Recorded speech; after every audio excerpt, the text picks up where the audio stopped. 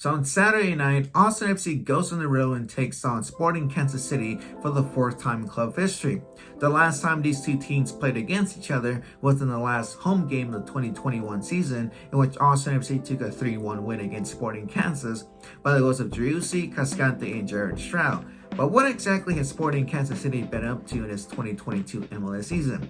Well, it's sad to say this, but Sporting Kansas is last place in the Western Conference. 14 plays with 5 wins, 5 draws, and 13 losses. In the last 5 games of Sporting Kansas, it's been really bad for them. 1 win, 1 draw, and 3 losses. The last time they had a game was against LAFC in a 2-0 loss, in which Gareth Bale scored his first ever goal against Sporting Kansas. But for Austin FC, we're one of the best teams with the best road wins with 7. In general, our record on the road is really great for our second year. 7 wins, 2 draws, and 3 losses. The last time we got a win on the road was against Atlanta United in a 3-0 win. But for Austin FC going up against Sporting Kansas City, it's kind of interesting because we're winless against Sporting Kansas City at their own field. We have 1 draw and 1 loss. The first time they played was a 2-1 loss to Austin FC and a 1-1 draw for both teams. So can this be the time Austin FC breaks that drought and beats Sporting Kansas City?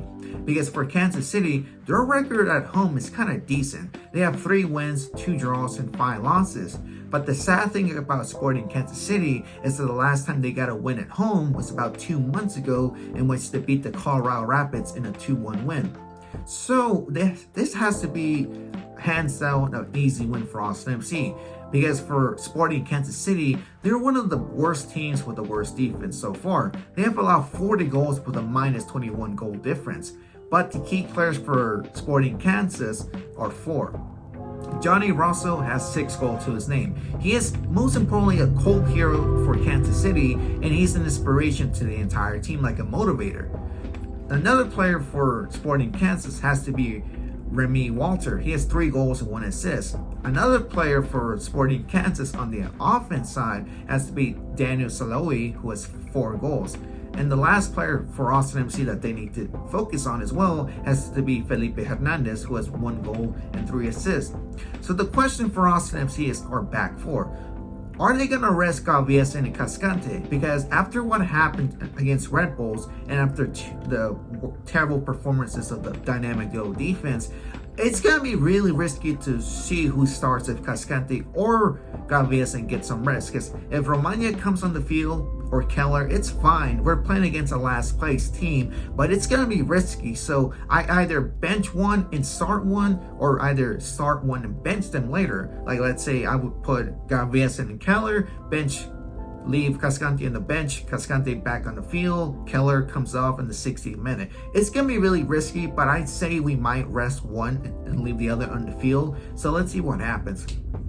But for our attacking trio, Fagundes, Urruti, and Driussi, it's gonna be it's gonna be a goal festival match for them because they're playing against the team with the worst defense with 40 goals allowed and a minus 21 goal difference. But for Sporting Kansas City, they have 3 main defenders.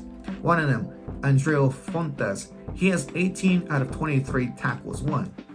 Nicolas Ismita Mirin has 27-30 of the tackles won, 14 out of 21 dribbles won. He is like a 67% against 1v1. So for the trio, it's going to be difficult for them to be playing playing against him. And lastly, veteran Sporting Kansas City player Graham Zuzi, who has 42 tackles, 1 plus interception. So it's like I said, we have to score against Sporting Kansas, but those 3 main defenders they have to go through them easily.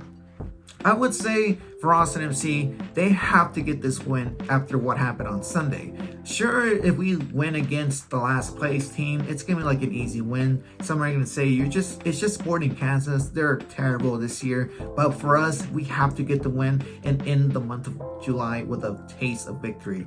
Because July was a good month for us, even though we lost the Red Bulls. But I would say Austin FC will get this win, end their drought at going to Sporting Kansas City's field with a, let's say, a 3-0 victory by the goals of 2 goals again by Driussi and 1 goal, let's say, of Washington Corozo, which I would say Washington Corozo should start against Sporting Kansas City because this game should be game experiment to see Corozo start and probably put, let's put it this way, Fagundes on the bench and Corozo on the field.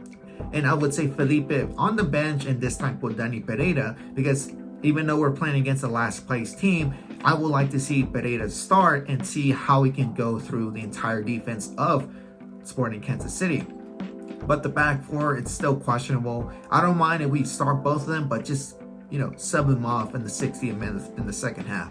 But yeah, you guys, hope we get the win against Sporting Kansas City. I want to give a huge shout out to one of our good friends, SKC Fan TV, or at 4B TV Media. He is a good guy. He's giving out good content about his reactions to Sporting Kansas. It's really funny as hell. But most importantly, you guys, their name is Vanilla Mexican 17.